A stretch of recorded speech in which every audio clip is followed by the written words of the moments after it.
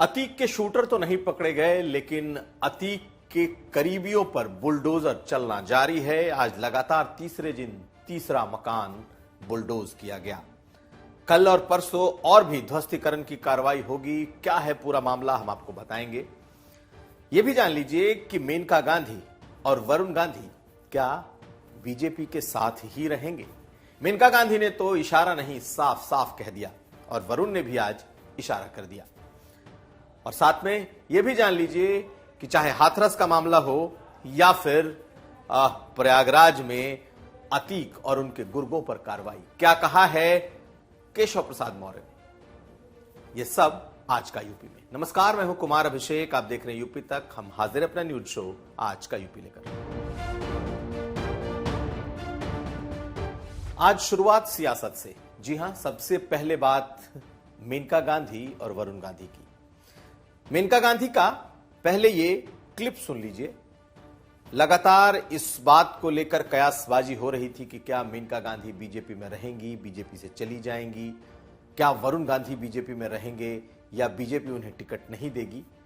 तो 2 दिन पहले का ये वीडियो सुल्तानपुर का है, जो उनका संसदीय क्षेत्र है, और वहां जब ये सवाल हुआ तो उन्होंने कहा क्या है, पहले ये सुन लीजिए। बहुत सारी चीजें आपको समझ में आ जाएंगी। इस पार्टी से उस पार्टी से, तो किस संशय को आप दूर करते हैं? मैं बीजेपी में हूँ और रहूंगी, और ये पार्टी के ऊपर है कि वो मुझे टिकट दे या ना दे।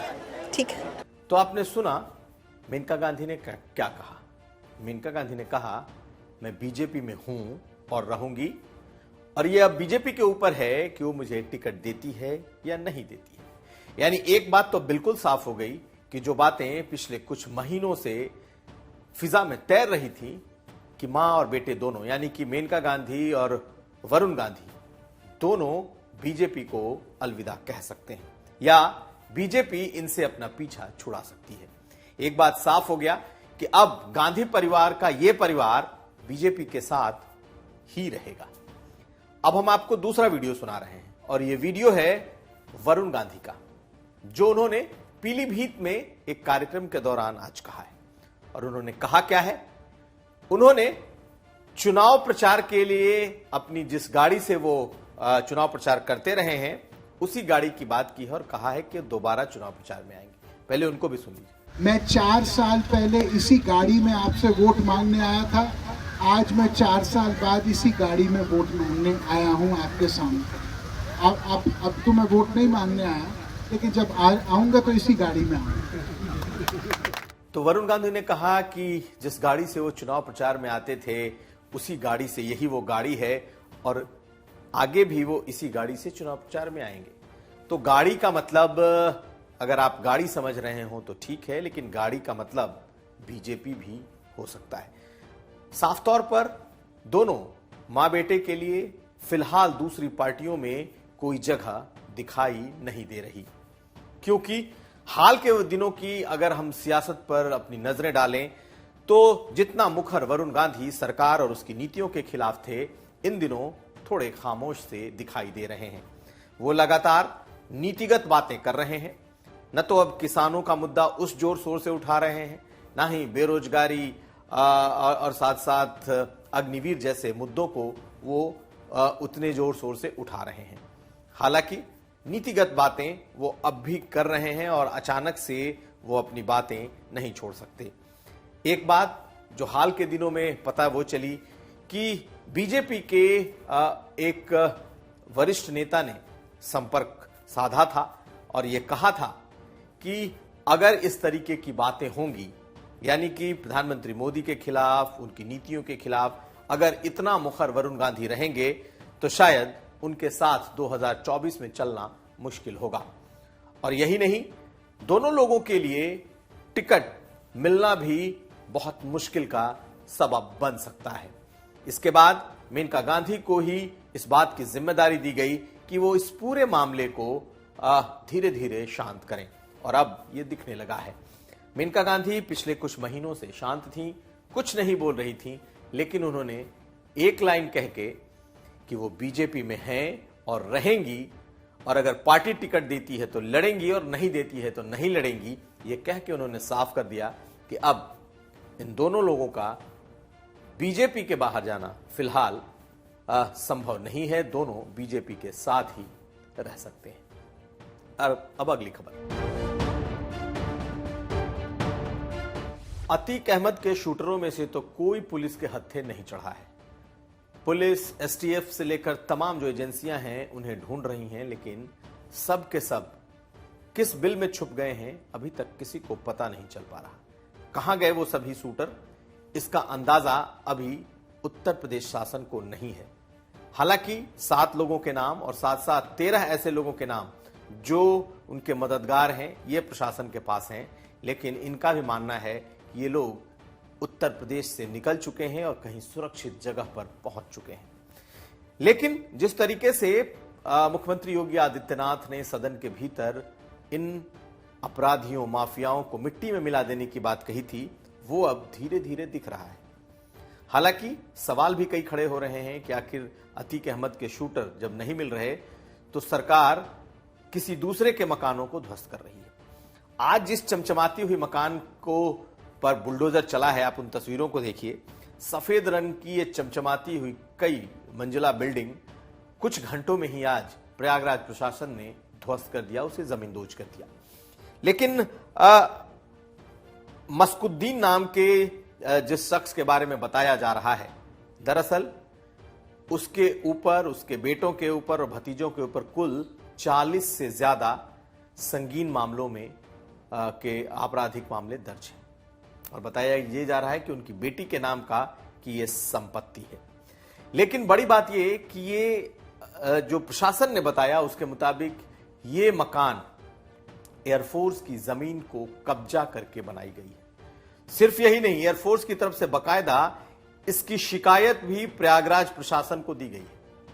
ये बिल्कुल एयरफोर्स के पास जो उसकी बाउंड्री है, उसकी जमीन, उसकी बाउंड्री से सटा हुआ ये बिल्डिंग है और कहा यह गया कि ये पूरी तरीके से अवैध है।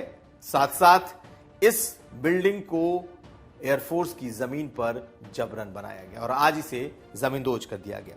आपको बता दें कि आज ये लगातार तीसरा दिन है जब 3 मकानों को वहां जमींदोज किया गया। पहला वो मकान जफर अहमद का, जिसमें खुद अतीक अहमद का परिवार रहता था और चौंकने वाली बात यह है कि वो एक जिले के एक पत्रकार के नाम से वो मकान हुआ करता था, तो जिसमें अतीक अहमद का परिवार रहता था। उस मकान को 2 दिन पहले जमींदोज किया गया। उसके बाद सफदर अली, जो कि वहां एक बंदूक के कारोबारी हैं, उनका मकान जमींदोज किया गया। हालांकि उनके परिवार के लोगों का लगातार यह कहना है कि वो कभी किसी तरीके से अतीक अहमद से जुड़े नहीं रहे हैं। लेकिन इसमें कुछ बातें और हैं जो हम आपको बताएंगे। वो ये कि आखिर बुलडोजर को चलाए जाने का कानून कहता क्या है, हम आपको ये बताएंगे। तो आपको बता दें कि बुलडोजर सिर्फ 3 परिस्थितियों में चलाए जाते हैं। अगर आपको लग रहा है कि यह पुलिसिया कार्रवाई है तो निश्चित तौर पर दिख रहा है ये पुलिसिया कार्रवाई है, लेकिन कागजों पर यह कार्रवाई पुलिस की नहीं होती और पुलिस का कहना है कि ये या तो कोई डेवलपमेंट अथॉरिटी करती है या जिला प्रशासन करता है। इसमें पुलिस का कोई हस्तक्षेप नहीं होता। जब आज हमने कई बड़े पुलिस अधिकारियों से बात की तो उनका कहना था कि जो डेमोलिशन का ड्राइव आप देख रहे हैं इसमें पुलिस का कोई रोल नहीं है, लेकिन निश्चित तौर पर जिस तरीके से सरकार ने कहा है कि वो माफियाओं को मिट्टी में मिलाएंगे, ये उसकी कार्रवाई दिखाई देती है। तो अब आप समझ लीजिए कि 3 कौन से ऐसी वजह है या कारण है जिसकी वजह से ये बुलडोजर चलते हैं। पहला ये कि अगर किसी की जमीन, किसी का मकान सरकारी जमीन पर, सरकारी जमीन का मतलब वो ग्राम समाज की जमीन हो सकती है, वो गैर मजरूआ जिसे जमीन कहते हैं वो हो सकती है, या फिर सरकार की कोई जमीन अगर किसी पर ऐसी कोई इमारत खड़ी है तो सरकार उसे ध्वस्त कर देती है।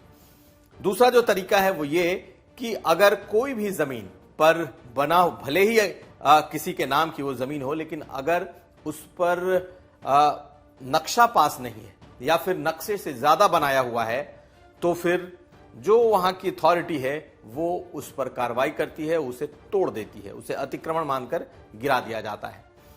लेकिन इन सब के अलावा एक तीसरी कैटेगरी भी है और वो कैटेगरी ये है कि अपराध से अर्जित की हुई संपत्ति से अगर कोई संपत्ति खड़ी की गई है तो उस पर भी बुलडोजर चल सकता है, उसका भी ध्वस्तीकरण किया जा सकता है।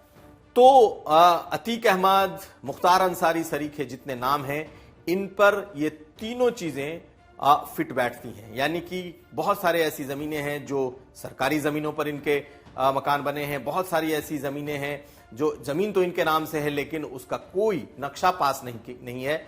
और तीसरा ये कि अपराध से अर्जित की हुई जो संपत्ति है उस पर भी बुलडोजर चल रहे हैं। तो अपराध से अर्जित संपत्ति का मतलब ये कि जब से संगीन मामलों में अपराध दर्ज हुआ और उसके बाद अगर कोई संपत्ति खरीदी गई तो यह माना जाता है कि ये अपराध से अर्जित की हुई संपत्ति है, इसलिए वो कभी भी प्रशासन उसे ध्वस्त कर सकता है। तो कुल मिलाकर के कुल यही स्थिति है। आने वाले 2 दिनों में माना यह जा रहा है कि बड़े स्तर पर फिर कल प्रयागराज में बुलडोजर चलेगा और एक बार फिर कई मकान निशाने पर हैं जो कि अतीक अहमद के करीबी बताए जा रहे हैं। इंतजार है कि क्या कोई शूटर भी गिरफ्तार होता है या फिर कल हम फिर सिर्फ बुलडोजर ही देखेंगे। अब अगली खबर। और आपको बता दें कि हाथरस मामले में फैसले के बाद अब इस पर सियासत तेज हो गई है। सभी दलों ने हाथरस मामले में कोर्ट के फैसले पर सरकार को ही जिम्मेदार ठहराया है। ज्यादातर दलों का यह मानना है कि सरकार ने सही तरीके से इसकी जांच नहीं की, एजेंसियों से इसकी जांच नहीं कराई गई और फिर दलित बेटी को न्याय नहीं मिला। यही बात आज अलग अलग दलों के नेताओं ने कहा है और दूसरी तरफ इसका जवाब जो डिप्टी सीएम हैं उन्होंने दिया है। जैसा पैरवी करेगी उस हिसाब से डिसीजन आता है, तो न्यायालय में डिसीजन वही आएगा जो पुलिस ने जिस तरीके से गवाहों को या जिस तरीके से जो पेपर प्रस्तुत किए उस हिसाब से डिसीजन आया है। अब ये डिसीजन जो न्यायालय में आया है उसका कोई हमें वो नहीं करना है, सब न्यायालय का आदेश, न्यायालय का सम्मान है।